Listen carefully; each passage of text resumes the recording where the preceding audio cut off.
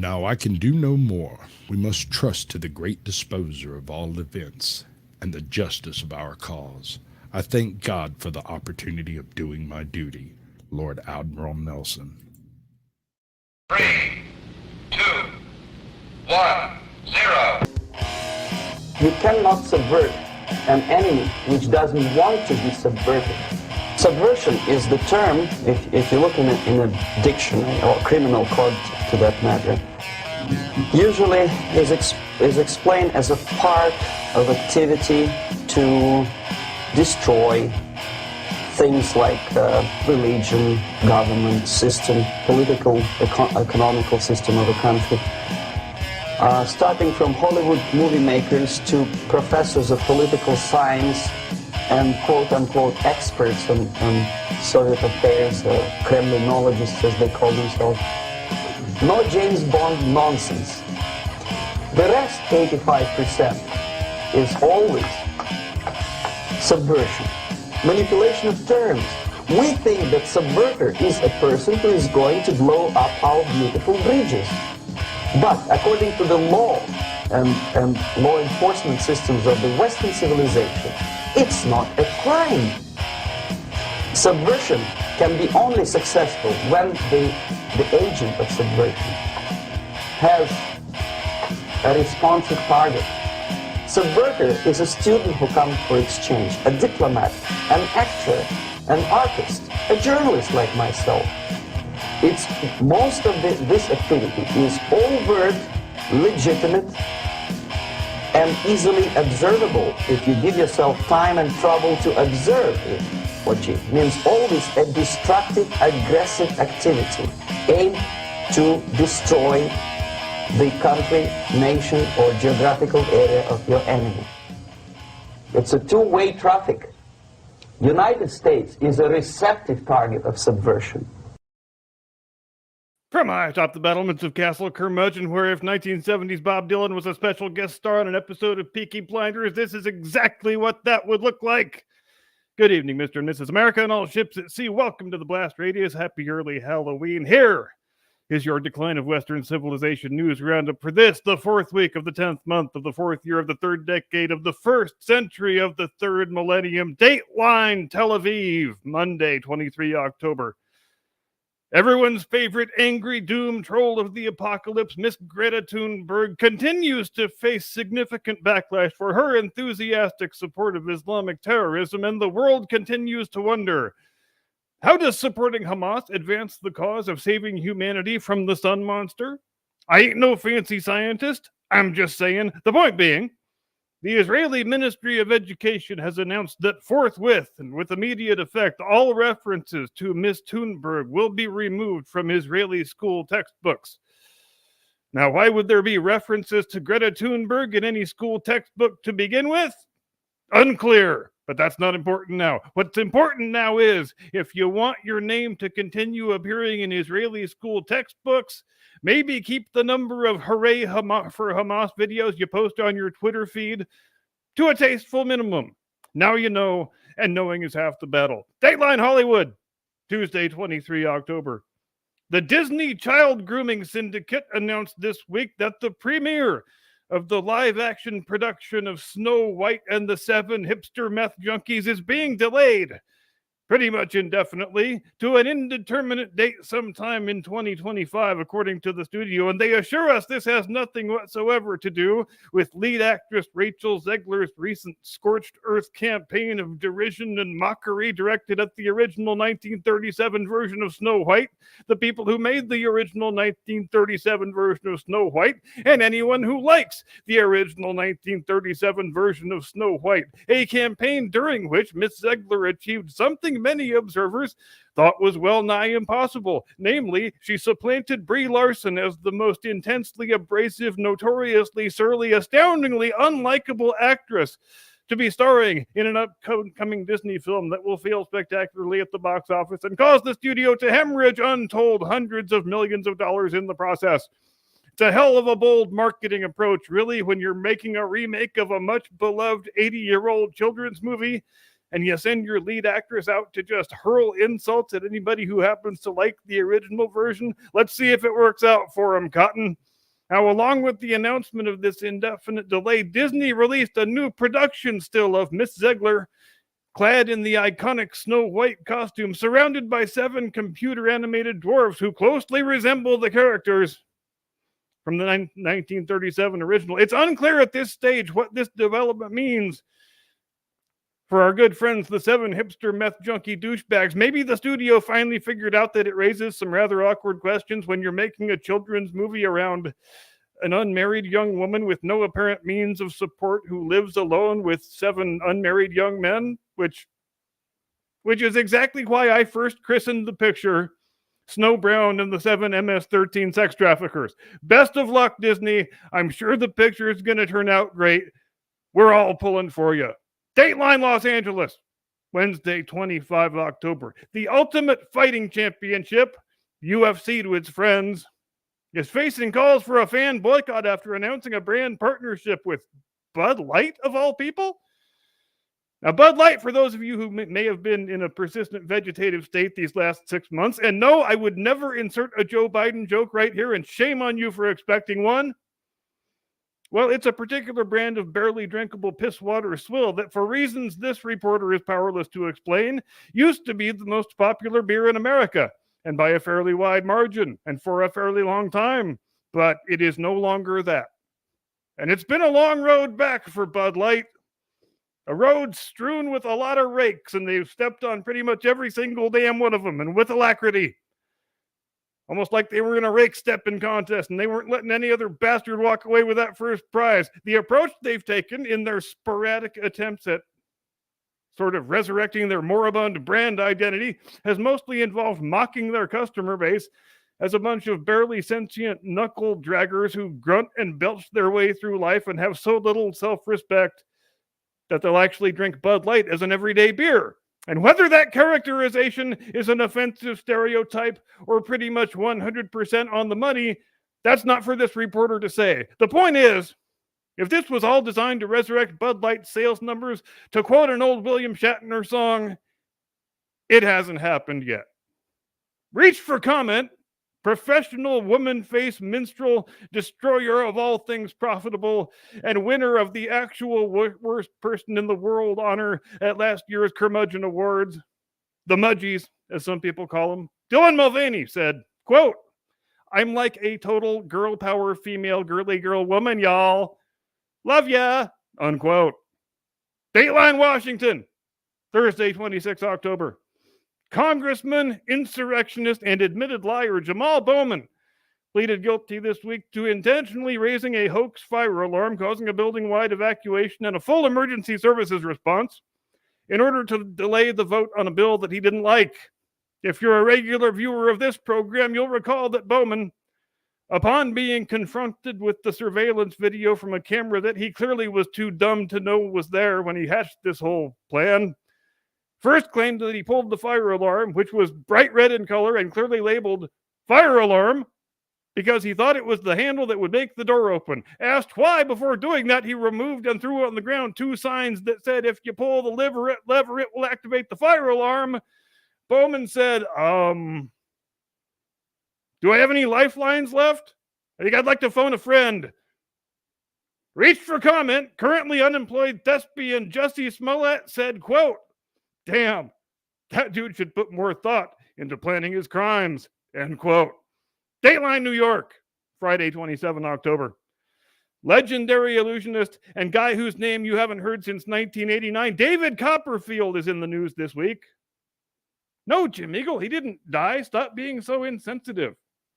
Geriatric people can be just as useful as other kinds of people. Just as relevant and everything. So relevant, in fact, that the estimable Mr. Copperfield says that in February of next year, he is going to make the goddamn moon disappear. And look, I'm just going to come out and say it because I can't be the only one who's thinking it. Oh, great. The Muslims are going to riot over this for sure. It's been a while since I've read the Quran and the Hadith, but I'm pretty sure making the moon disappear is one of the miracles attributed to Muhammad. So yeah, outstanding choice, David Copperfield. Very well done indeed. I especially like how you announced it right after the new Holy War in the Holy Land just kicked off. Very, very great stuff there. You couldn't make a building disappear, a statue, You can make Joy Behar disappear. Everybody would love that. Everybody can agree that would be a great thing for humanity. Ain't nobody gonna burn down no cities over Joy Behar disappearing. Even the Muslims would be on board with that. Fucking Copperfield, man. Had to be the moon, didn't it? And that, ladies and gentlemen, is your Decline of Western Civilization news roundup for this, the 4th week of October 2023. And with that, we send it back to my lovely and talented colleague, the hippest cryptid on the block, your friend and mine, the one and only Mr. Caucasian Sasquatch. Tactical nuke incoming!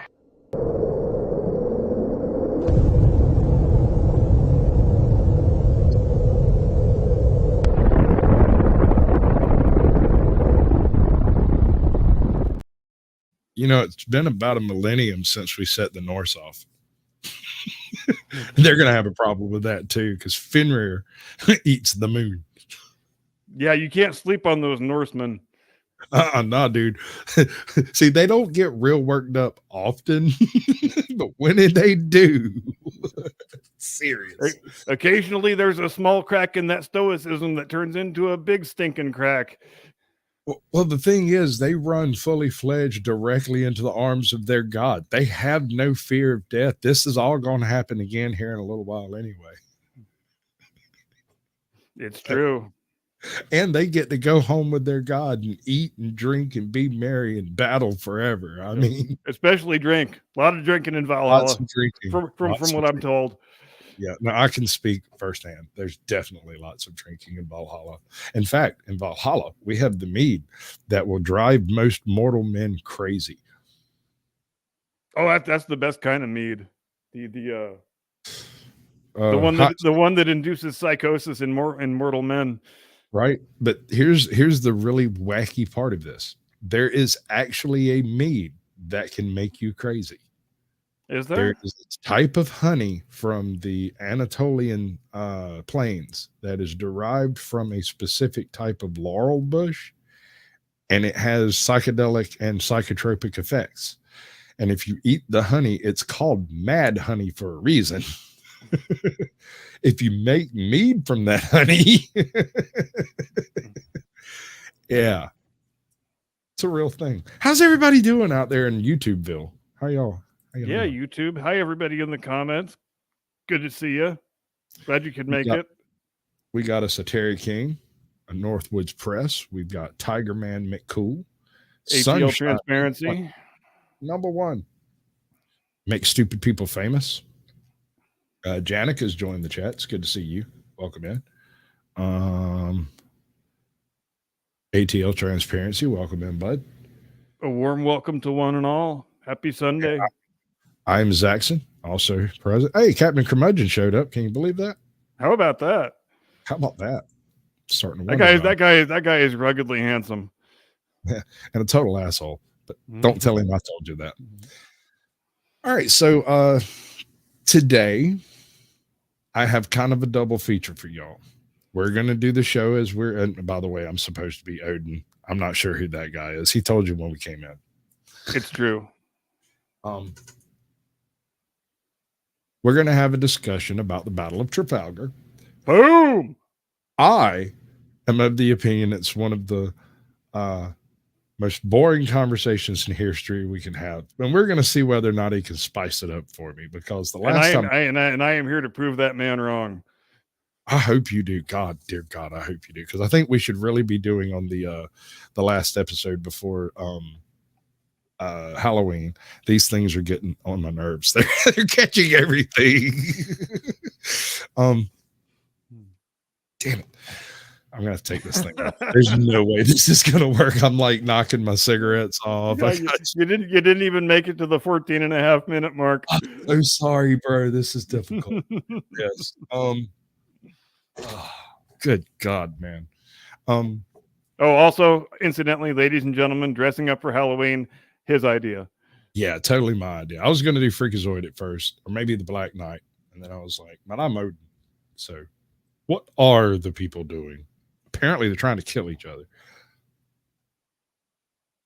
It's usually a safe bet. All right, so set the stage for us right quick. We're say a month before the Battle of Trafalgar. What's the deal? A month before Trafalgar, that would be late September 1805, and at that point, the combined Franco-Spanish fleet under the command of Admiral Villeneuve has been running from Admiral Nelson's fleet like a terrified dog with its tail between its legs, because the last thing that it wants is to do battle. The Franco-Spanish fleet is what used to be referred to the time back during those days as a fleet in being, a fleet that gains its value just by existing, but you don't necessarily want to do battle with it. Nelson wants to do battle because he knows if he can bring these guys to battle, he's going to crush them, because they've been mostly in their ports. He's been blockading them in.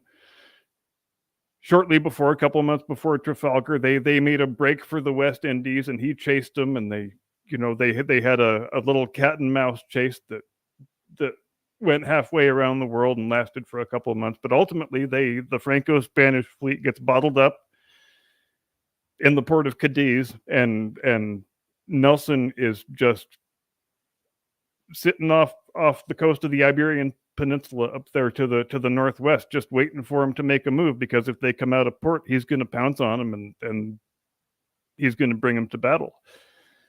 And Admiral Villeneuve, he hasn't had much of a chance to drill his sailors in anything except boarding actions. They haven't been able to practice their gunnery because they've mostly been bottled up in the harbor.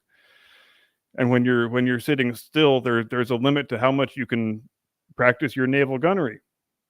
Shortly before October 21st, the word reaches Admiral Villeneuve that Napoleon is replacing him, and he is to stay where he is and await his relief and not do anything. But so he decides to take the fleet to sea, because he's pissed off about losing his job, and he says, "Fuck this! Let's just get out of here. Let's see if we can elude him and take him on another cat and mouse chase again." It doesn't work out that way, obviously. And on the morning of 21 October 1805, they try to leave port. Nelson's fleet sights them pretty early in the morning. Go ahead. Right there. All right. So the French fleet is defying orders and leaving safe haven in an attempt to break through a blockade that Nelson has already perpetrated. Yes. Thinking that maybe if we get lucky, we were able to get past them the last time we made a break for the West Indies. Maybe we can pull it off again. But obviously, Nelson is too good to let you get away with that shit twice. What's going on here? Well, that's useless. Why did it revert back? That's so weird. I'm sorry. Go ahead. Look at those first-rate ships of the line.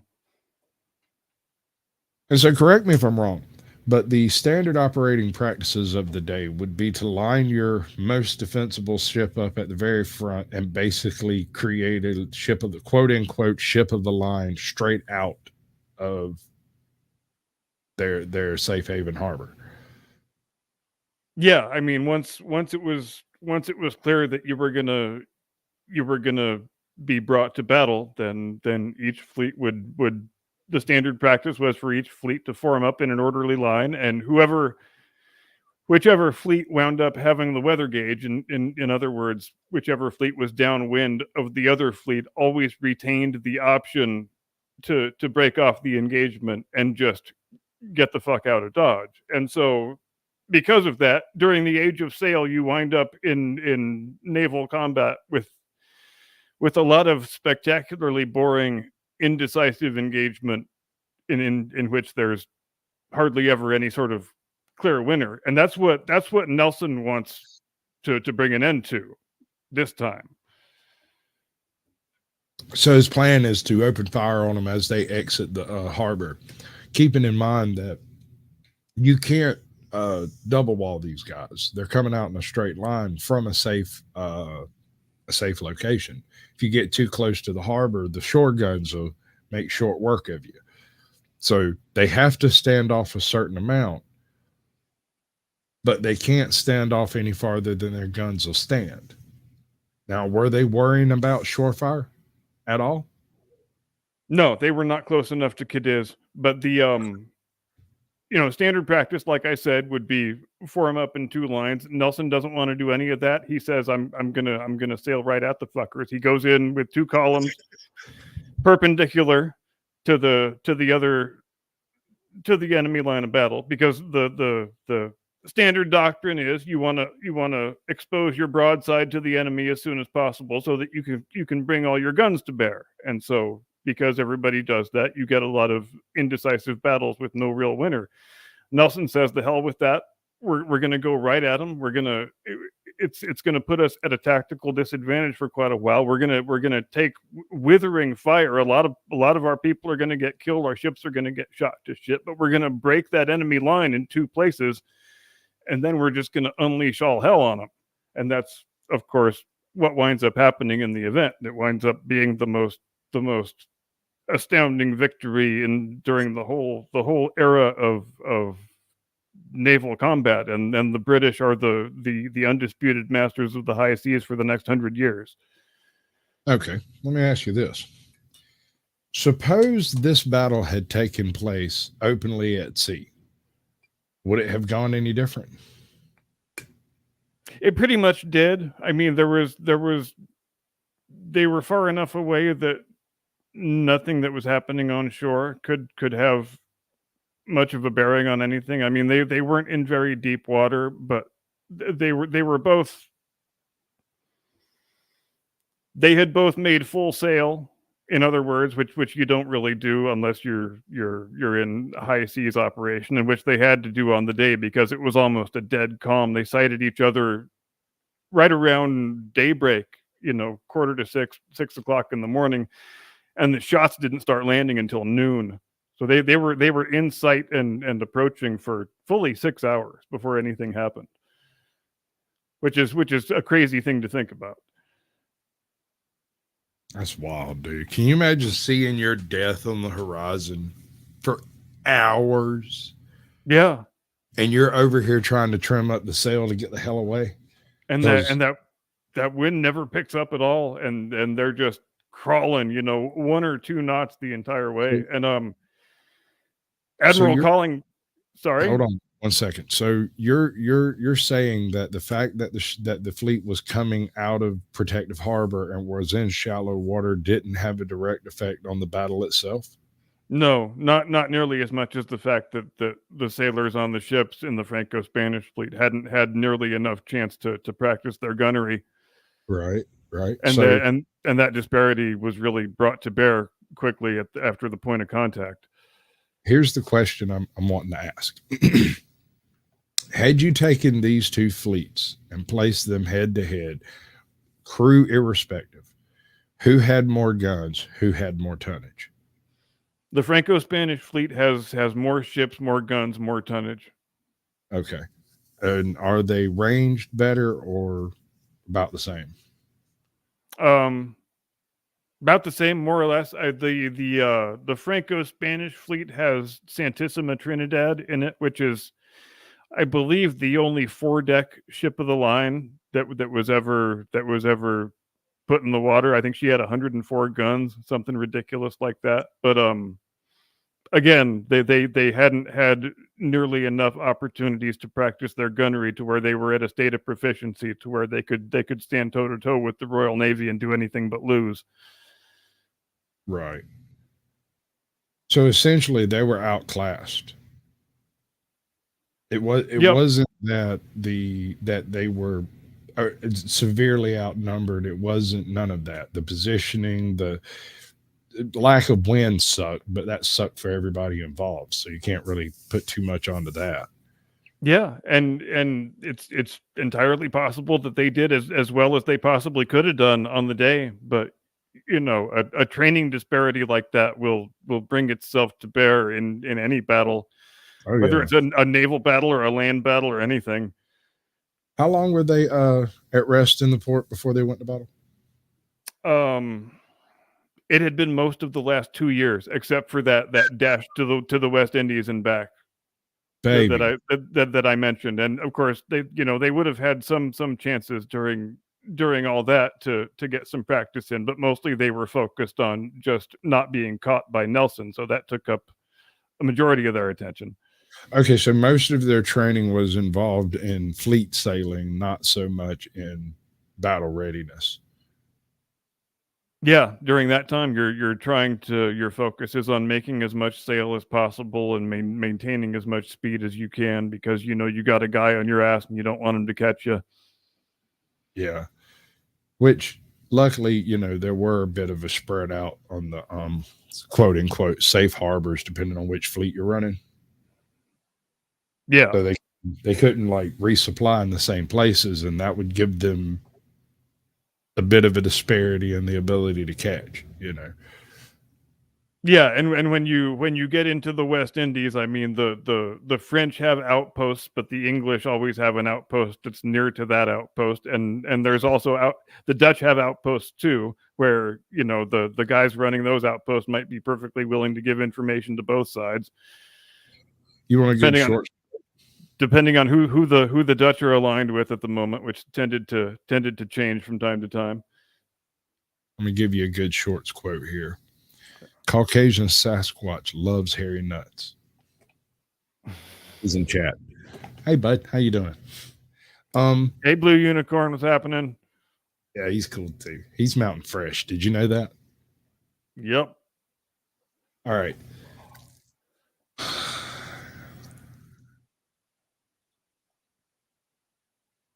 So here we are, virtually no wind to speak of. What were 2 knots? A 2 knot? What south? Yeah, 1 or 2 knots at best, just barely above a dead calm. Bro, once you run them long nines out and start dropping shells on your enemy, it gets real, because it's only getting better accuracy, closer, more devastating effect as that. Yeah, and another, like, see that shot right there, that's the amount of sail you want to have when you're trying to make speed on a windless day, but you don't ever want to begin combat with that much sail flying. Yeah, you're going to take down almost all that sail before it's time for combat. Yeah. But I guess if it's the best you can do. Yeah, because when you've got that much sail flying, it's just that much easier for the other guy's shot to get into to foul up your rigging and Sure, but isn't that running both ways? Doesn't that knife cut on both edges? Oh yeah.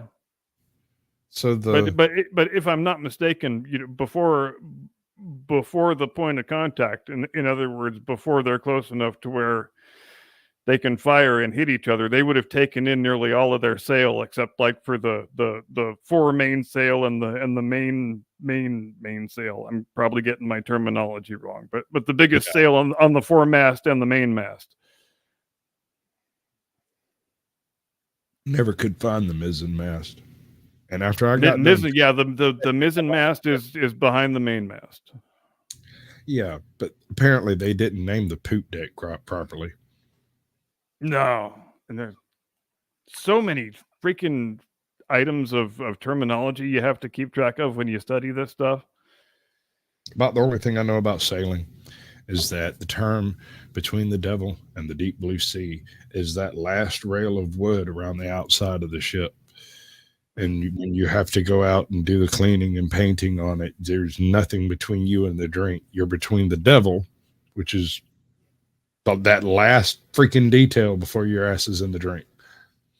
George Harrison does a version of that song on his last album that I'm very fond of. I have to check it out. So what's long, hard, and full of semen? You get your mind out of the gutter. It's a submarine. Calm down, dude. Are we transitioning to a submarine episode? Only if it's yellow. There's a lot of cool submarine mysteries we could talk about. Thresher and Scorpion. Oh, dude, we'll totally take on the Thresher. We'll do that. Yeah, Totally. Because we've got some information up until it goes down. You know, after that, and it's been found, hasn't it? Yeah. They know where the wrecks are, but they haven't been studied in detail. Well, they're absolutely they probably have been studied in greater detail than is known by the public, but I guess let's just leave it at that.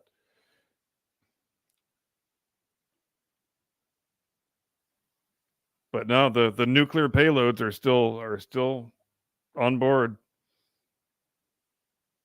Hopefully they're out of reach, though. But it do make you wonder. We're going to get Donald Duck out there and get him put some ping pongs in there, and we'll get them all back. That's what'll happen.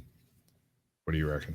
Yeah, those are both a couple of Thresher and Scorpion. Both are really interesting mysteries about which so little is still known.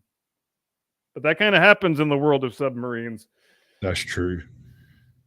Okay, so how many ships were involved on each side?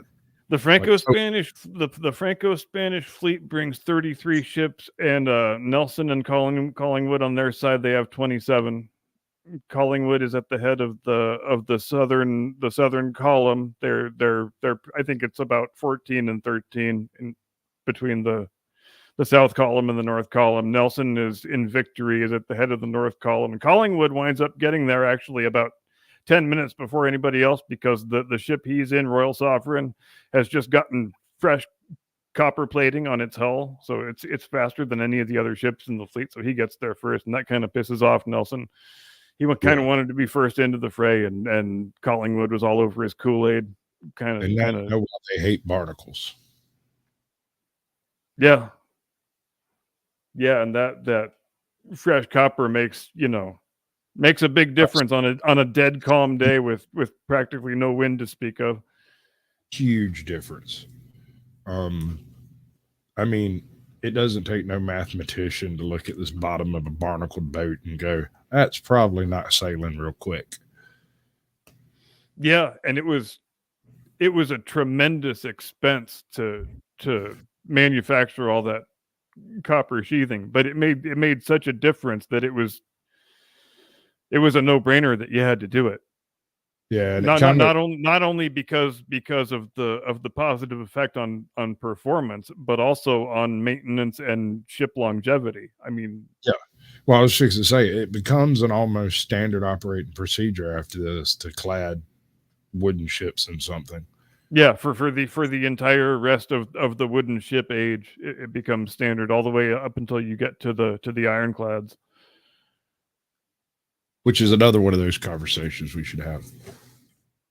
Sit down and do that whole Battle of Savannah thing in the river over there.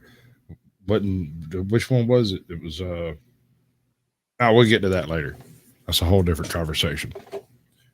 Yeah, I'm trying to place it. I don't know it off the top of my head. I do, but it's not there right now, so it's just not popping.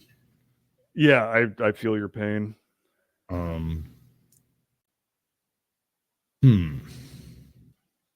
So the guns and the ships themselves are more or less fairly matched, with a slight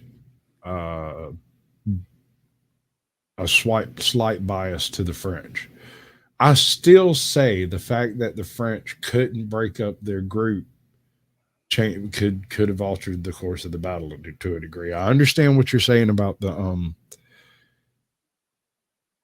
disparity in training, but the simple fact that the French had only one choice, which was to sail out and away, whether they sailed through the battle, which I don't think they had a choice of evading, right? Yeah, and it becomes a turkey shoot. And another thing that's worth mentioning is not only is there a disparity in the amount of training, but also the type of training, because the Franco-Spanish fleet and that disparity, winds up getting Nelson killed, basically, because the only thing that the Franco-Spanish fleet has been able to practice is a boarding action. And so that's the way they fight the battle. They're, you know, when you're going for a boarding action, then you want the enemy to get close by you, and you want to grab him with grappling hooks and get him close enough to where you can you can swing across on ropes. And just like, you know, in the old pirate movies, that's pretty much how you did boarding actions. And all of this less than 2 miles an hour. And the other component of that was that while you had your guys on deck whose job it was to grab their cutlasses and pistols and what have you and do the boarding action, you also sent guys up into the fighting tops with muskets to spray the opposing deck with fire. And it was one of those guys that got the shot off on Nelson, which they say was such a short shot. It was 50 or 60 feet. That's how short the distance was between the fighting top on Redoutable and the deck of Victory. That's how closely they were locked together. Okay. So let's take this on the reverse image. Hypothetically speaking, if the French fleet had won this battle, where do we go from there? Then we go to the invasion of the British Isles. That was Is that literally the next step? Yeah, I mean, this is in terms of the strategic consequences, this is the 1805 version of the Battle of Britain. This is the thing Britain has to win so that they won't be invaded across the channel. And yeah, I mean, we know that Napoleon was very desirous of invading England, and he had the barges built. He had all his men in Cherbourg, and the only real big sticking point was the Royal Navy. Obviously, you had to defeat them, or else it was a non-starter that you couldn't even attempt the thing. So yeah, if the Franco-Spanish fleet wins on the day on October 21st, I think there probably would have been an attempted invasion by Napoleon of the British Isles. Okay, so let's fast forward another few years then. Napoleon successfully gets a beachhead on the British Isles. These ships come back and help facilitate the landings. Does Britain fall? They have no navy. At least I doubt no it. available navy. No, that would be a hard fight. Them boys, England may go down. They might take London, right? But the higher you get in them highlands, the harder it gets to move forward. It's like trying to and like you said, you might get a beachhead, you might capture some coastal areas. As far as the whole island of Great Britain falling, I don't think that can be done ever. Huh. Interesting world if it had, though. But you don't think that Oh the yeah, French yeah. had the cojones to be able to make the cross? And I guess you can say that the entire island has been conquered before, but it took, how long did it take the Normans to subdue the entire the breadth of England? I mean, a long time. most of a century probably. Yeah. Harry Nuts over here is a history buff. The CSS Savannah was in the Georgia rivers in 1861. Yeah, it sank down not far from where the number 2 nuclear plant is, just a little bit downriver from it. When I was, I want to look up the battle now. When I was a very young Sasquatch, we took a school trip down there and wandered through the parking lot, and they talked about some of it. It's an interesting one. That's the one that they tried to poke the ship with the mine, and it was actually one of those copper clad jobs. It just wouldn't stick. They ran into it like 2 or 3 times and then drowned trying. Yeah, there was that, and there you go. That's another tactical advantage that copper plating confers. Yeah, I'm just sorry. Them boys didn't really think that shit through real good. I mean, the heart was there, but the technology was not. I'm sorry. How do you end up in a situation where they're like, all right, so here's what I want you to do. We got this big metal casket over here, right? Yeah. And it's almost completely submerged in the water, so you don't have to worry about cannonballs. But we got to row all the way over to that cat, ram them into the side hard enough to stick this. How did they get 2 crews of men to agree to go on board the Hunley? Tell me that. They killed one, brought it back up, and killed another whole crew before they were like, it killed the last 8 guys, but it'll be fine this time. It'll be fine. Oh my Lord. Okay, so back to the Trafalgar. I'm sorry. There's just so many more interesting things in the universe. No, that's and of course when we're talking about the story of the Hunley, we have to include the fact that, of course, yeah, she sinks and everybody dies, but not until after she becomes the first submarine ever to sink an enemy vessel. Yeah. Scoreboard, baby. Yeah, can't take that away. Yeah. That's true. I mean, you could make the argument that what was the ship she sunk? Wasn't it Housatonic, I believe? Something like that. I can't remember. I haven't read up on any of that in freaking years. Yeah, it's a shame they didn't survive, because they would have been gigantic as heroes. Are you kidding me? They'd have come home. Dude, that could have changed the course of the freaking war. And I don't I'm not talking about them actually going out and like killing ships, but the fact that a ship got killed by something nobody ever saw. Yep. Oh yeah, that'll put the fear of God in a surface fleet commander pretty damn quick. And God forbid it happened twice. Yeah. Because that's suddenly not a superstition, but something we need to worry about.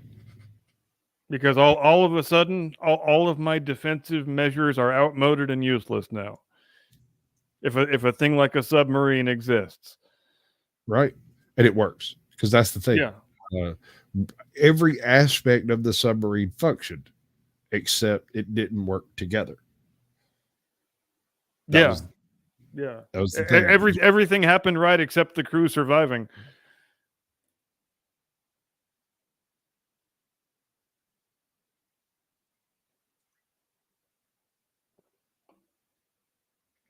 Well, it clearly wasn't for a lack of effort. And I thought it was incredibly tasteless that there was controversy about when they discovered the wreck and and retrieved the remains of the sailors, that there was actually controversy about having a Confederate Army funeral for them, and fuck that.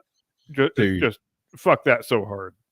So hard. I mean, like, whatever, man. Here's the thing. Here's a thing about that. A lot of people don't realize, and it's just because they've never thought about it. Nobody ever mentioned it. At the end of the Civil War, the Confederate Army was not disbanded.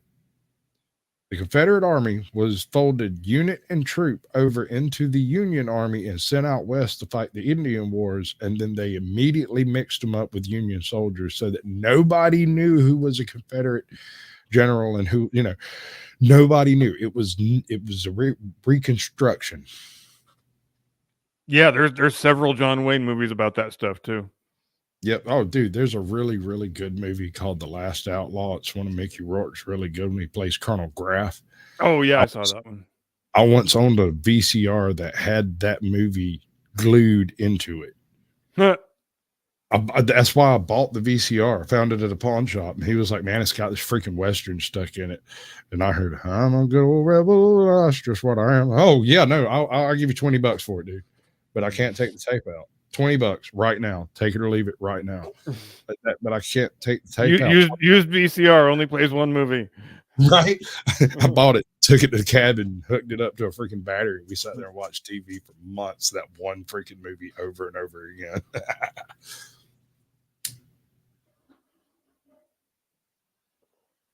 So you think this was a completely inevitable outcome of this battle?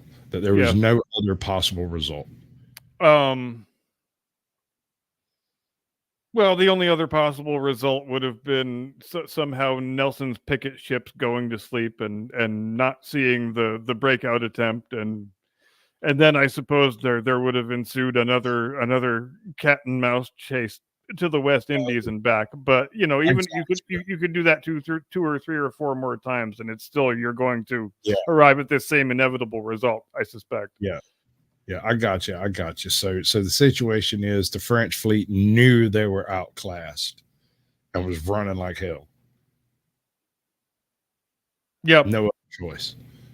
Yeah, but it might have been a strange feeling for the guys on those side on that side when on that morning when they saw that the two columns of English ships coming straight at them, and then they're not breaking off, they're not forming a line, they're still not forming a line. I think they're wanting to come right at us, but we can shoot the living shit out of them if they do this. And yeah, they did shoot the living. I mean, they killed the enemy commander before the British side even fired a shot, for God's sake, when you get right down to it. And I guess you got a point there. Yeah, for half an hour, 45 minutes, the Franco-Spanish side can shoot broadsides at the British, and the British can't answer back except with their little tiny stern chaser guns that they have on their bows, which are pop guns more or less. But at this point in history, they're more for clearing folks off the deck than they are for doing any damage to a ship. But it's Nelson's coming at this thing with a thinking that's not unlike Yamamoto in World War II, where he's trying to force a decisive result. Because I never understood that one. That one always baffled me, dude. If he'd have just rolled on into Hawaii, he'd have took it with little or no fuss. There was almost nobody on the ground that could have fought him. He brought more than enough people, more than enough ships, more than enough capability, and just pulled out early.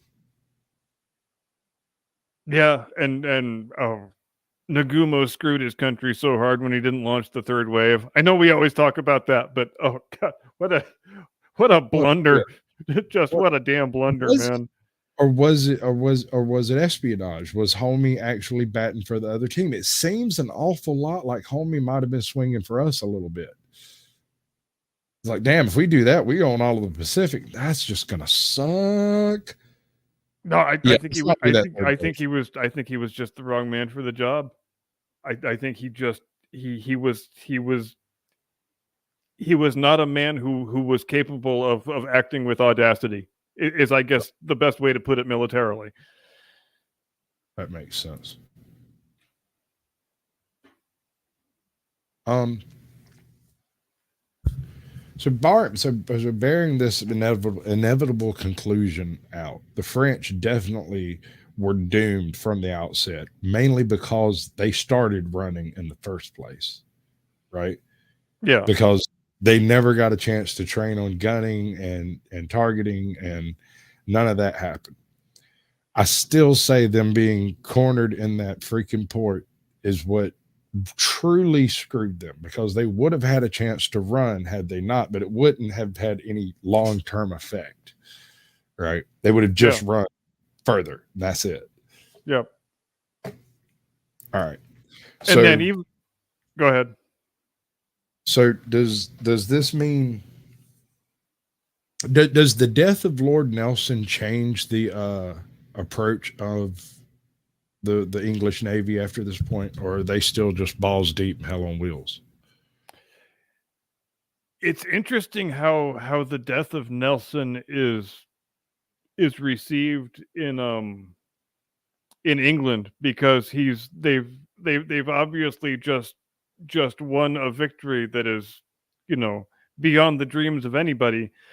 But it is almost the news is received mostly with shock and mourning over the loss of the man. It's like people find themselves incapable of celebrating the victory, even though they know its value, because they are so broken up about losing the man, because what he had become such a legend even in life that it was like people couldn't couldn't imagine the Royal Navy going into battle without Lord Nelson. It was completely inconceivable.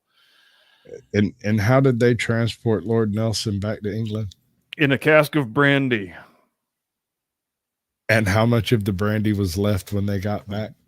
Yeah, Yeah, the what did they call that? The angel's share? sucking the monkey. No, the sucking the monkey. When Yeah. when the guy the angel share is the part that evaporates through the wood. Okay. Sucking the monkey is what the stevedores would do when they'd find a cask of good rum. They'd pop out the bung, hit it with a bit of torch to remelt the wax, suck out some, and this was a cause of death. I did a whole And- show on sucking the monkey. It's a thing. Go check it out. It's an excellent tale. Bonus points for you for using the word stevedore. I love the word stevedore. And saying it right too. It's a better word than longshoreman. It's one area where the Canadians have us totally beat. Yeah. Well, what can you do, Steve? What can you do? It's also like when you got a choice between a 10-cent word and a $10 word, it's a good one. Yeah, I'm with you. All right, so on to the second chapter. I have dug up a channel that is, hold on, let me that's not how that works. Not like that. Let me do this first. I want to get the link because this dude is called King Trout. 4,000 subscribers and not nearly enough to suit me.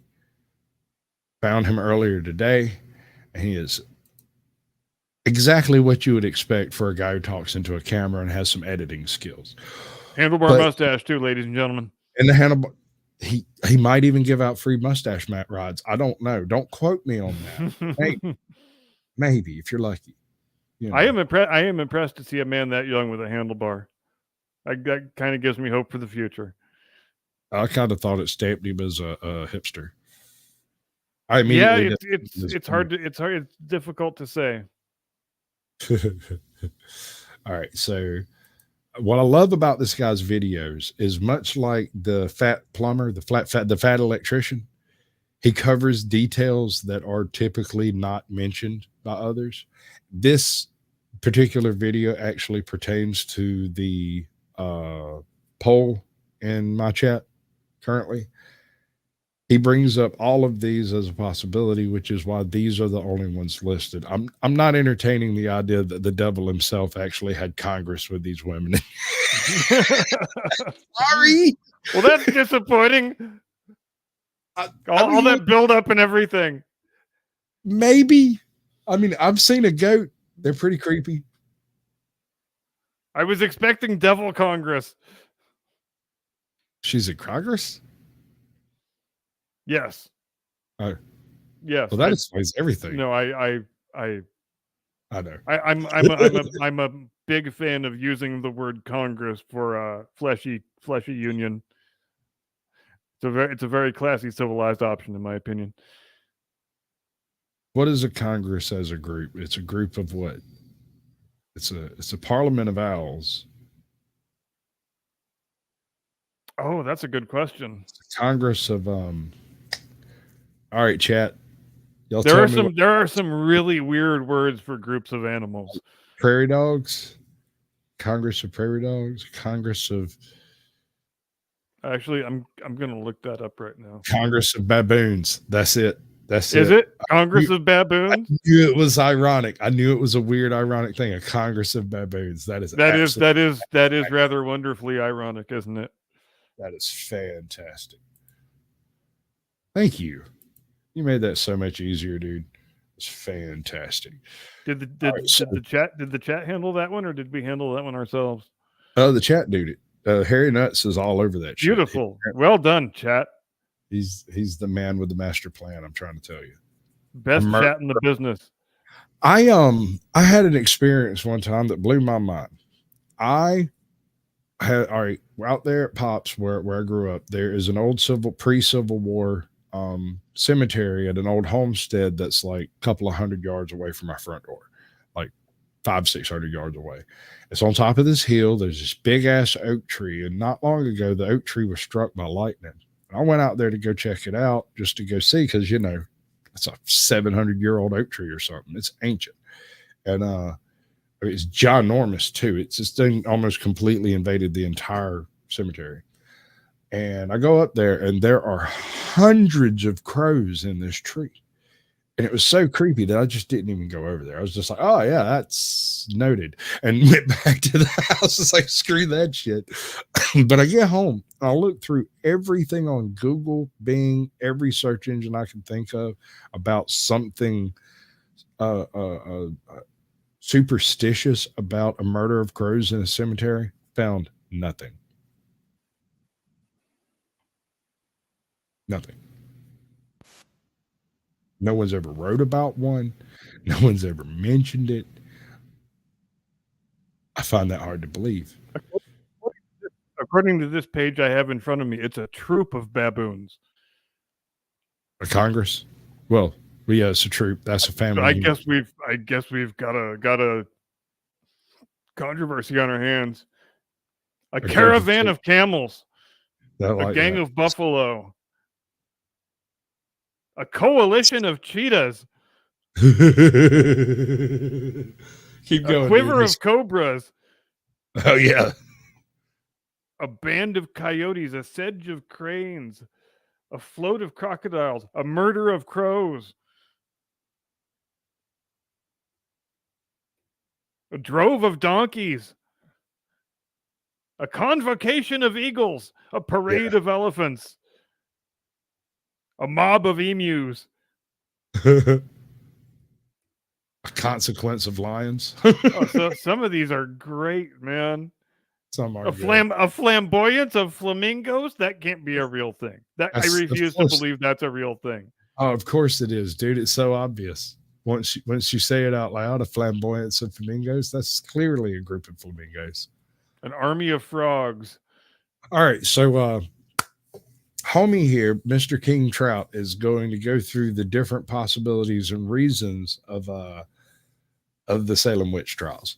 He starts at the very beginning with the very first accusation and the very first documentation of these things. He even backs up just a little bit to right before it to an individual named Increase Mathers, whose son's name is Cotton Mathers. Now, you know something good's about to happen here, right? Yep. Absolutely. Function. The story of the Salem witch trials, neighbors accusing neighbors of witchcraft, mass hysteria. If you're an American, you probably learned about it in school. Maybe you read The Crucible. What if there was more to the story? A darker, more conspiratorial side. I'm King Trout. If that's something you'd like to hear about, take a seat and let me tell you the true story of America's first conspiracy, the Salem witch trials.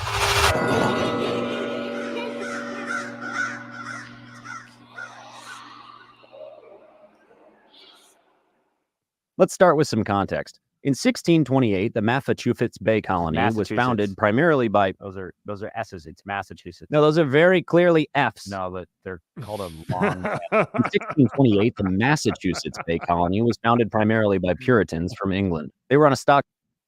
Okay, I don't know if he is his own editor, if that's his Jim Eagle or Lorenzo or what. I really hope it's his Lorenzo, because if there's a real person... He earned my golf clap with that one. That is golf clappable. Right. And that stuff continues. Like, for instance, and this is probably my favorite part, but this is as a creator who's had to record lines and stuff, right? He says a name wrong halfway through the video and then just edits in a spot where he's like, look, I've been saying that wrong the whole time. And then from then on, he's like, I'm not going to fix it. Yeah. And it's beautiful. Oh yeah, I love self-deprecation in the edit. That gets a lot of points with me. I would like to see a bit more visuals, but at the same time, it's his channel. He can do with it as he please. He's got a good format. It works. A company charter to establish a financially viable colony on the new continent, and they were successful. Over the next few decades, there was a lot of political and religious upheaval in England, which caused a lot of people, mainly Puritans, to flee to the New World for religious freedom. The Pilgrims, that we all learned about in school, were one of these Puritan groups. So in the 1500s, King Henry VIII kicked off the English Reformation. What this did was it converted the state religion of England from Catholicism to the Protestant Anglicanism. Whether or not he did this so he could get divorced is kind of up for debate, but probably yes. The Puritans were a group of Protestant Christians who believed the Anglican Church was not different enough from Catholicism. Problem was, it was illegal to criticize the state religion, so they had to shut up and convert or leave. And some of them chose to leave. Most of those who fled England for this reason chose the colonies as their new home because it was culturally so similar to England and they could practice their religion freely. They were so devout in their faith and dedicated to practicing their religion that they packed up their life and moved to a new continent, which at the time was the equivalent to essentially moving to a new planet. For these people, their religion was not a part of their life, it was their life. Remember that. It will come up again later. So religious exiles are trickling in across the Atlantic and establishing new settlements as they arrive on the continent. In 1626, Salem Town was one of these settlements. 10 years later, Salem Village popped up right next door. The people of Salem Town... And we had our first coast-to-coast battle. They broke out in wrestling matches and bucket fights. No, they don't like each other. The newspapers of the day have a whole bunch of like myths and like not myths. It's not even myths. It's just straight up freaking lies about the other township. Oh yeah, yeah. We think we got tribalism problems today. You ever heard of the Maniacs War? Yeah. There's just some tribalism, baby. There's just some tribalism. Town and Salem Village did not get along. And again, for these people, their religion was their life, and as such, church attendance was essentially socially mandatory. Miss a church service? Congratulations, outcast. Good luck surviving the winter in an era where your reliance upon your neighbors is almost mandatory. This was a problem because between the two communities, there was only one church. Good job not being at church last week, devil boy. Since Salem Village and Salem Town did not get along with each other and had religious disagreements, in 1672, Salem Village voted that they would hire their own minister and start their own separate church. The first minister hired for the church in Salem Village was James Bailey in 1673. He was minister for 6 years before he quit because the villagers decided they didn't like his teachings and stopped paying him. His place is... Okay, so this is a common theme in this locale. They send to England saying, hey, we need another one of them preacher folk. England sends them some preacher folk. The preacher folk show up, preach, and they go, nope, that's not good enough. Get out. Send us another preacher folk. And it keeps going until they find a local kid willing to throw enough fire and brimstone in a bucket. Yeah, and consider that in these days, going across the Atlantic Ocean is basically a half a year proposition, and you might not survive. You got like an 80% chance of survival and a 20% chance of catching some malady that if it doesn't kill you on the ship, kills you once you get over there. Yep. Minister was taken over in 1680 by Reverend George Burroughs. Remember that name. He quit 3 years later because, surprise, the villagers stopped paying him. So the villagers didn't like these two ministers' teachings and stopped paying them. But why? It's because they were too soft, not enough fire, brimstone. So in 1684, Deodat Lawson took over place as minister for Salem Village. But more cowbell, Reverend! We need more damn cowbell in these services. We definitely need more cowbell. MOAR, cowbell. I'm going to write to the mother country, and I'm going to say, send me a dude with a bigger cowbell, goddammit. Yep, that's absolutely what we need. But left 4 years later in 1688. Can you guess why? Did you guess it was because the people of Salem Village didn't like his teachings and stopped paying him? Wrong, idiot. It was because of a technicality where the local parish hadn't officially ordained him. But either way, on June 18, 1689, Reverend Samuel Parrish was hired to lead the congregation of Salem Village. Reverend Parrish brought that fire and brimstone the people of Salem Village wanted so badly. He was hardcore. He was always reminding his congregation of the constant battle everyone was waging internally against the devil. Make one little slip up and bing, bang, boom. There's your one-way ticket to hell, buddy. He was known for publicly ridiculing even the most devout members of his congregation. All right, for a guy who talks into a camera, his editing style is pretty spectacular. Yeah. It has flavor. You can chew on it. Congregation for the teensy tiniest little infractions. And he also encouraged ratting on other members of the congregation who you thought were not fully following the church's teachings. Sure sounds like the healthy foundations of a community built on trust. What could go wrong? It'll be fine. But some people in Salem Village thought this way of living kind of sucked. And so 2 years after he was taken on as minister, on October 16th, 1691, the people of Salem Village got together and decided they were going to stop paying his wages and kick his ass out of town. Yep, It was gotta their go, thing. bud. Uh-oh. Have I been calling him Parrish? Parrish. His name was Paris. Samuel Paris. Like the city in France. I'm not There redoing it it. is. Paris is minister not for redoing partial it. pay over a congregation who resents him, but he was going to stay because he was on a mission from God. 3 months later, in January of 1692, things got interesting. That January, Reverend Paris's own 9-year-old daughter, Elizabeth Betty Paris, and his orphaned 11-year-old niece who lived with the family, Abigail Williams, started exhibiting strange behaviors. The girls screamed and threw things and made strange noises. Now, All right, I don't know about you, but I've raised daughters.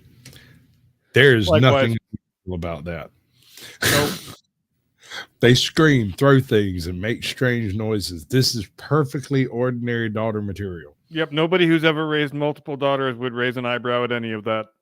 Yeah, no, you don't even stop reading the paper. You just finish the article and then discuss it. Yep. Yep. That is exactly goddamn right. as a man with nieces in that age group, I would describe that as the standard bull that little girls do, but not Reverend Paris. He saw it for what it really was. The girls had been bewitched. See, Reverend Paris had moved his family to be the minister of Salem Village in 1689, and he had moved from Boston. But just before he left, a prominent Puritan minister and Harvard graduate from Boston named Cotton Mather had published writings detailing exactly what the behaviors of those who'd been bewitched looked like. At the same time all this was going on, other girls began to... Which bears the question, who told him? Yeah. And Right. the answer, besides, the answer is Elizabeth Montgomery. Oh, That's what bewitching behavior looks like. hey, you got no arguments with me, bro. She definitely bewitched me. The first time I saw that nose tinkle, tinkle, tinkle, bro. Oh, was I know. like You 12, kidding me? 11. Yeah. I was mini me, dude. I'm like, Yep. Fully on board with that nose tingle. girl, you stop that. exhibit symptoms of being bewitched. I liked it 12-year-old when she was the hot evil cousin. So Paris is convinced that the girls are bewitched right. based on the writings of Yeah. Mather. And in Mather's writings, he states That might be its witches own will show, appear bro. to those who've been bewitched. Paris demands the Hold girls up. No, seriously. The amount- cousin Serena. That's it. the amount of counterproductive thought patterns that might have exhibited in young men's heads across the nation, I'm sure had an effect on the mid 70s. I'm absolutely positive it affected the 80s. Just That was a just very as, just confusing as just as Princess Leia's metal bikini did in the early 80s. No, the reveal that she was Luke's sister just damaged Georgia boys all over the world. I was hoping for him to get some. It was like, what? Wait, no. How much does that really matter, though? This is space. Yeah. Space ain't Alabama. The rules are different in space. But the banjo is Yeah, cue the dueling banjos. tell him who bewitched them. Finally, after some questioning, they name Reverend Paris's own slave, a woman named Tituba, or Tituba, or Tituba. I've heard it pronounced all three ways, and there seems to be no rhyme or reason whatsoever. I will call her Tituba. Now, pause. Here's the part in the story when modern sources will state that Paris beat a confession out of Tituba, which is only half true. When Paris initially theorized that the girls were bewitched, some of the local women had the idea to bake a witch cake to find the culprit. A witch Aw. cake, and I'm not joking when I say this, is a cake made of rye flour and the afflicted party's urine, which would be baked and then fed to a dog. It was believed at this time that dogs had close ties to the occult and the devil, and if after stupid to have because dogs effing rule. eating this cake containing the afflicted person's urine, the dog behaved bewitched, it would lead to the witch. Makes So sense. let me get this straight. You went to this hoity-toity asshole's house. You made this cake, fed it to the dog, and the dog went around back to the cook, and you said, "Ha ha, she's a witch." I want to know more about the particulars of how that procedure was invented. Like how do you get from point A to point B on that one? Is all I'm saying. How do you use witchcraft to prove witchcraft? That is a bit of a tautology, isn't it? I'm just saying, like this bothers me in like my inner amendment zone, right near the cockles of my heart. The answer to the question is also the question. Right? No, this isn't going to work. We can't do it this way. This is no good. All right. So after consulting with some of the women in the village, Tituba baked a witch cake with Betty's urine, which in and of itself was an act of witchcraft. Tituba is confirmed to practice witchcraft. Ironically, by why did working she give up her pee? Trying to help, but either way, she practiced witchcraft. No, you can't have my pee for your pee cake, motherfuckers. It doesn't specify how they acquired her pee, but I assume she had servants, and the servants were either threatened by the church or paid off. It doesn't specify at all. I have no idea.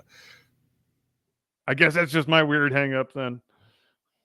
On this out in Oh yeah, no, Janica, he's oh, you haven't started a channel. I thought you said you haven't heard of the channel.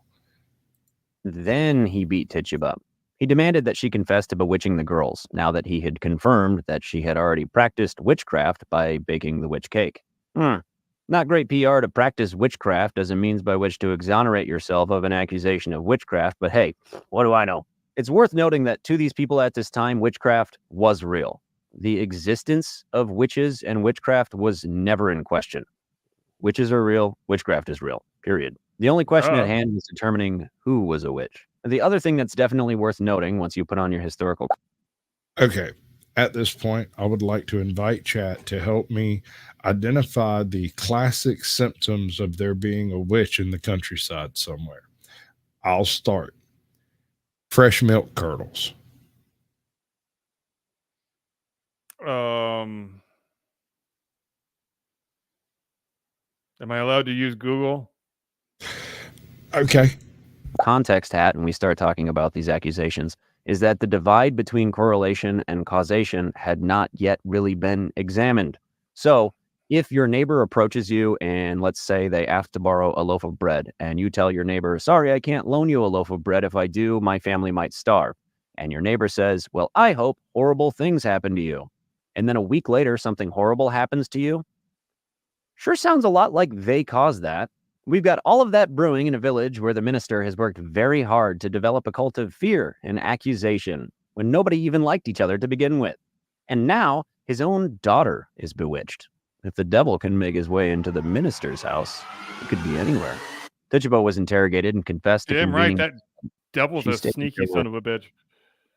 Yep. They say the devil's in the details. I think salvation's there too. There are 3 others at this meeting. Sarah Good, Sarah Osborne, and a tall man she didn't recognize. She said she was coaxed by Good and Osborne to write her name in the Devil's Great Book. And she did. And when she did, she saw Osborne and Good's name, along with 6 others that she couldn't quite make out. Both of the Sarahs who were named were social outcasts, and neither was very active in the church, likely targets for a witchcraft accusation, and, using the logic of a 17th century Puritan, likely practitioners of witchcraft. And so in March of 1692, Tituba, Sarah Good, and Sarah Osborne were all jailed and held for trial. So obviously the fact that there are 3 witches in the village, and at least 6 more who we don't know who they are, was the juiciest piece of hot freaking goss. Everybody in the village... I got something for you at the next pause. Do you want to hear the Washington Post 10-step guide for identifying a witch? Please? Dear God, please. Number 1, is the suspect a woman? Women, as we know, are morally weaker than men and so more susceptible to temptation and to sin. Their natural hunger for ease of living and fine things means the devil can lure them into signing their name to his book without too much trouble. Okay, so she's illiterate, but she can still make her mark in the book with her blood. Just look what happened to Adam when he didn't provide his wife with sufficient moral guidance and fortitude. Number 2, does she have a pet? After she's signed away her soul, the devil will give her a small spirit familiar to attend her. This creature can shape shift and be sent out to do her bidding, and she might be able to assume its shape as well. She'll try to convince you that only black cats are suspicious, but she's lying. Don't believe her when she says, "Oh, this yellow bird? That's just my canary." Be on guard for small snakes, birds, cats, rats, dogs, and griffins. Number 3, does she have a wart? Her spirit familiar has to nurse on her body, and so she has a special diabolical teat concealed on her person somewhere for that purpose. Check closely. It could be between her fingers or in a more intimate area. If necessary, you might need a panel of expert women to help you search. Sometimes men don't quite know how to find things in that intimate area, and they need guidance. Number 4, is she irritating? She's always at... Hold on, bro. Hold on, I'm sorry.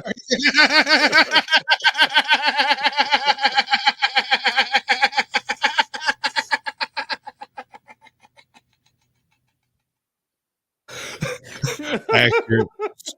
Accurate. There's accurate. Yeah. Oh, okay. Go ahead. She's always asking for something or coming by when she's uninvited or making a spectacle of herself. Some people just can't take a hint, can they? I mean, they come by begging for scraps of food because they're destitute with no respect for how tough other people have it. Number 5, is she weird around your kids? Maybe she doesn't have any of her own, or maybe hers have all died. Who knows? But she's definitely prone to paying too much attention to your kids. Maybe she wants to give them plums and entice them to come live with her. Maybe she insists on helping out with them when they get sick and comes by even when you don't want her to.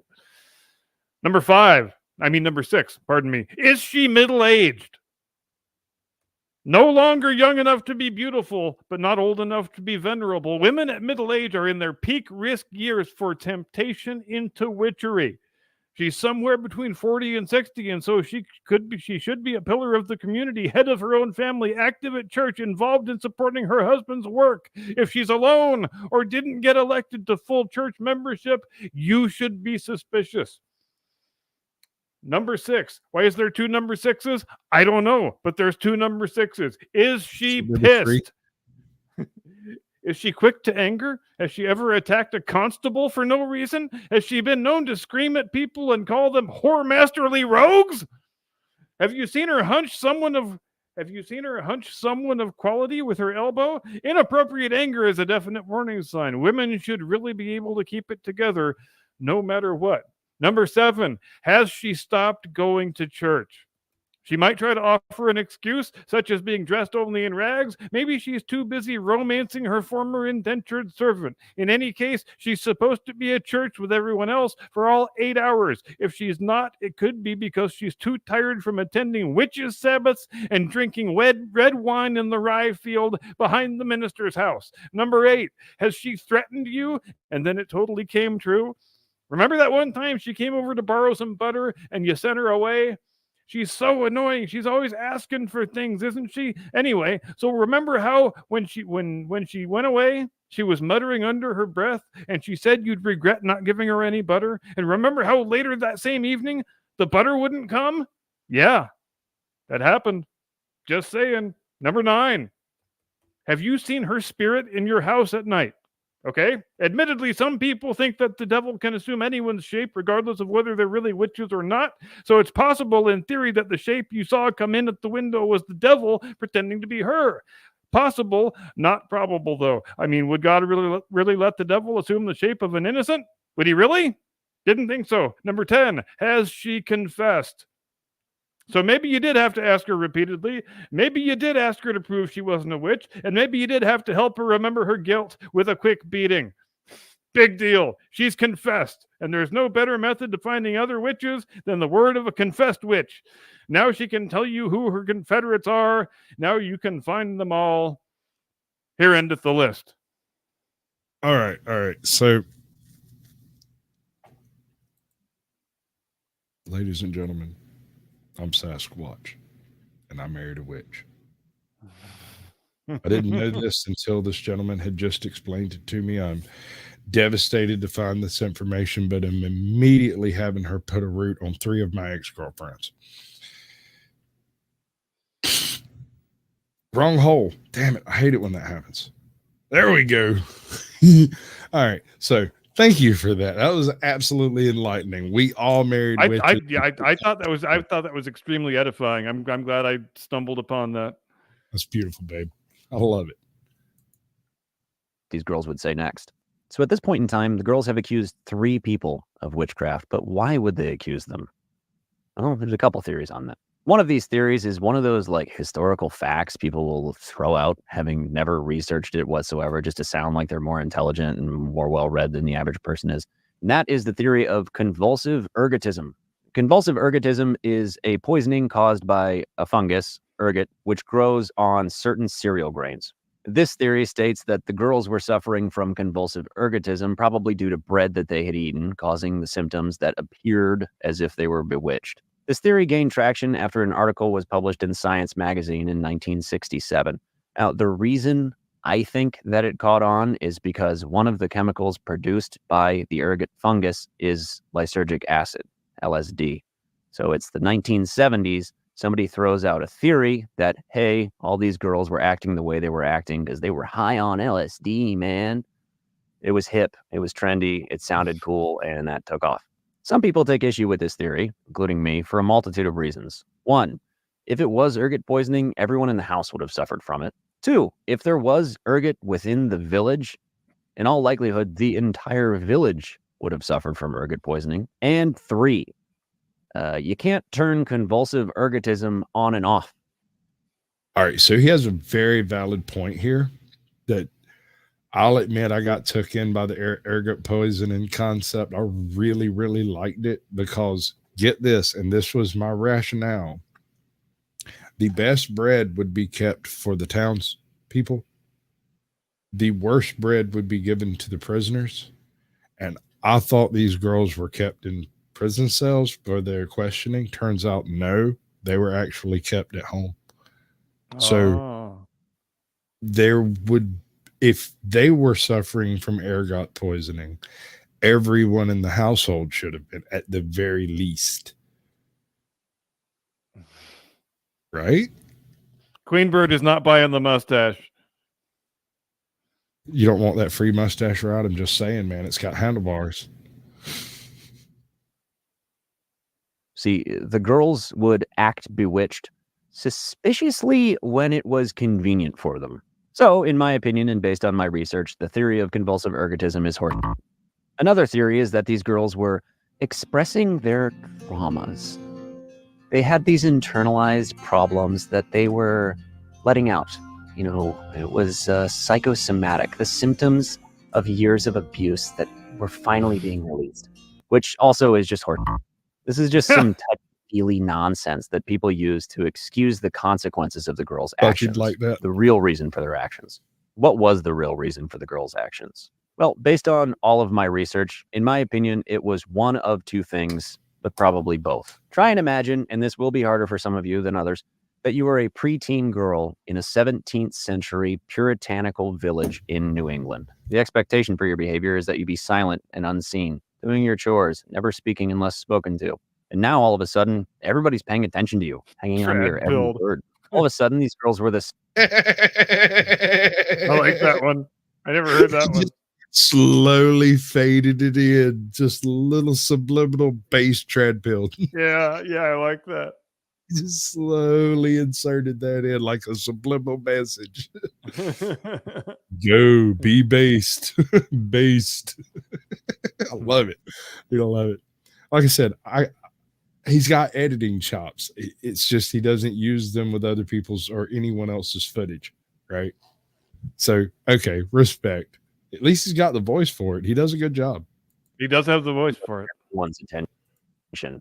And they were kids, so at the time, they were too dumb to realize that their actions had consequences. Now, another factor that I'm fairly certain was at play in their behavior and making these accusations was outside influence, particularly in the case of Ann Putnam Jr. Nearly everyone she accused was either a direct enemy of her family, or their removal from society was incredibly beneficial to her family. In March of 1692, the girls accused 4 more of witchcraft. Among these was a 4-year-old Dorcas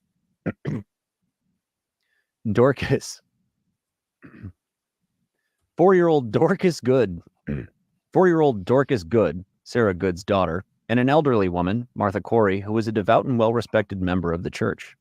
Why would they accuse a 4-year-old of witchcraft? Well, it may have been because they used the testimony of the 4-year-old to help convict her mother. Why would they accuse a devout and well-respected member of the church? That may have been because Martha Corey was in staunch opposition to the accusations of witchcraft and claimed that the girls were making it all up shortly before she was accused. The bewitched girls were also joined by a new accuser, 17-year-old Mary Warren. She was a servant girl for a local family, the Proctors, and accused her mistress, Elizabeth Proctor, of witchcraft. The accusations compounded in April of 1692. Sarah Cloyce, sister to a woman who'd been accused of witchcraft the previous month, came to her sister's defense and was in turn accused of witchcraft. John Proctor, Elizabeth Proctor's husband, came to her defense and was in turn accused of witchcraft. Giles Corey, Martha Corey's husband, rebuked the claims made against his wife and was in turn accused of witchcraft. Abigail Hobbs, a girl who was conveniently the same age as the girls who were bewitched, was accused of witchcraft, and in turn, so were her parents. Bridget Bishop, a woman known for her scornful dislike of children, was accused by the girls of being a witch. That same month, Mary Warren, the servant girl who had accused her master of witchcraft, came forward and said she was lying. She made it all up, and the other girls were lying too. She was accused of witchcraft. Have you started noticing the pattern?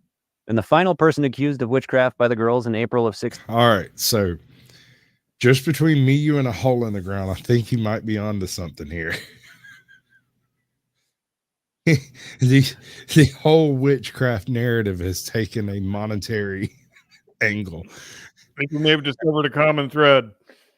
Perhaps it truly is the love of money that is the root of all evil. Perhaps so. 1692 was the former minister of Salem Village, George Burroughs. It might be worth noting that Reverend Burroughs owed a lot of money to the family of the girl who accused him of witchcraft. The accusations of witchcraft were stuck in a positive feedback loop. The girls would accuse somebody who'd inconvenienced them or their family or they didn't like, or who had called them a liar, and then someone would step up to defend that person, and they would be accused of being a witch, and the cycle would continue. In February, when it all started, there were 3 accusations of witchcraft. In March, 5, and by April, 23.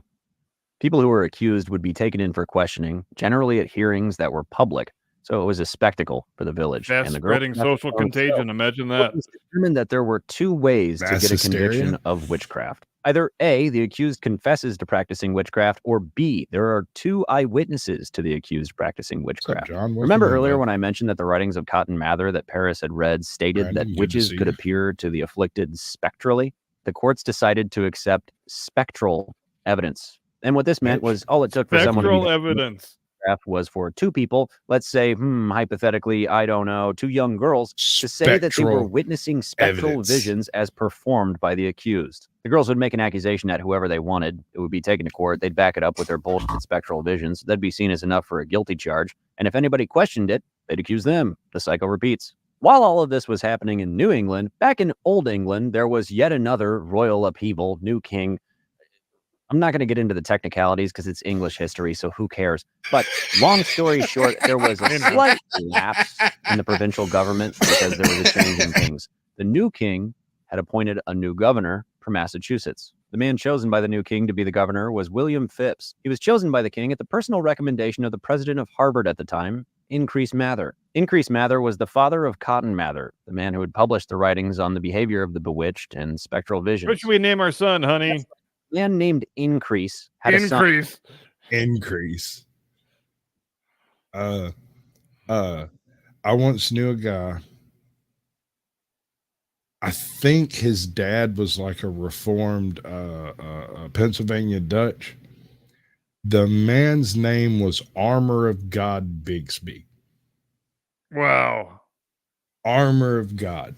And I thought that that was like the coolest name on earth until I read like the Alvin Maker series by Washington Scott Card. And in there's an Armor of God named Armor of God. And I was like, damn, I thought it was original. Sinking feeling. Oh, the most awesome name I have ever encountered in real life I shit you not, I knew a girl in 9th grade named Laurel Hardy. Oh, that's freaking excellent. We're How coming awesome is that? That's pretty good. We're coming down to the last 30 seconds. I'm asking you a question. Are now. we there already? God, where does the Yeah, time yeah. go? It goes, doesn't it? But we have the rest of this video to do. Do you want to continue your channel as I do this? Do you want to stick around and do it with us? Are we just going to continue the show until this is done and then end it? I don't know. Should I do the talk out and then you do whatever you're gonna do? Okay, do the talk out. We'll do that. All right. Ladies and gentlemen, thanks very much indeed for watching. We enjoy it when you are able to join us every week on the Blast Radius, Sunday night, 8 Eastern, 5 Pacific. See you next time. Have a great day and a pleasant tomorrow. Do not comply. Get off my lawn! 3, 2, 1, 0. You cannot subvert an enemy which doesn't want to be subverted. Subversion is the term, if you look in a dictionary or criminal code to that matter, usually is explained as a part of activity to destroy things like religion, God. Psych. Psych! All right. So now we continue, or I continue, and if you want to end yours, you can end yours. If you want to let it go, we'll let it go. I'm just going to do the end of this video and then move on. Yeah, I'll stick around for the end of the video. Okay, it's only like 15 more minutes. Okay. All right. Skadoosh. Hey, that worked the first time that time. I'm getting better at this. Son, and he named him Cotton. But that's beside the point. In all likelihood, Phipp was chosen by Mather to be something of a puppet. Phipp had essentially no experience in politics. Really, the only thing he was known for was being a treasure hunter. He had discovered a sunken Spanish galleon and all the gold aboard, which is actually, that's cool as f***. Phipp had been in London with Increase Mather to receive the appointment, and the two returned to Boston, Massachusetts in 1692. Immediately after arriving in Massachusetts, Phipp became very interested in the witch trials, word of which was spreading around the colony. In the 3 short months leading up to his return from London, 31 people had already been accused of witchcraft in the small village. In May of 1692, the month of Phipp's return to Massachusetts, he created a court of oyer and terminer, which is some fancy schmancy